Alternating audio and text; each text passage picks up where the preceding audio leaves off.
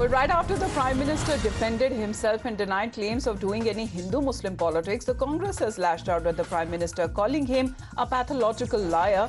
The Congress has alleged that the Prime Minister's speeches are in public domain and this record cannot be removed even if the Prime Minister tries to remove it from his memory. Sagarika, what is the Congress party now saying? Jairam Ramesh, in a long winding post on social media platform X, has gone on to say, and I quote verbatim, Amita, the nation knows very well that the outgoing PM, for the second time referring to Prime Minister Modi as outgoing PM, is a pathological liar.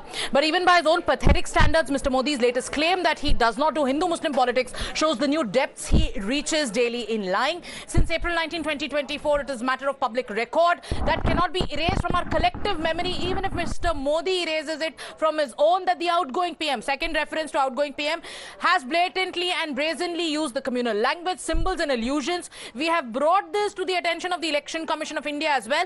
Action should have been taken, but sadly it has not. Throughout this campaign, the outgoing PM has had no agenda barring Hindu-Muslim politics. His party's manifesto, an incoherent jumble of words amidst an array of his own photos, has found zero traction. Modi ki guarantee, promoted at tremendous cost to the public exchequer for the last few months, has fallen flat. 400 par has been given a silent burial.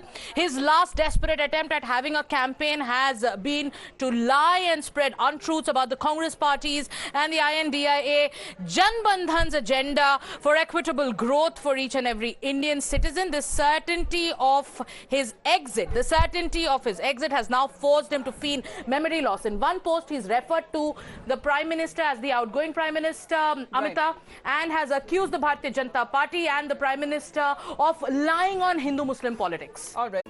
If you like this video, then like, share and subscribe to ET Now.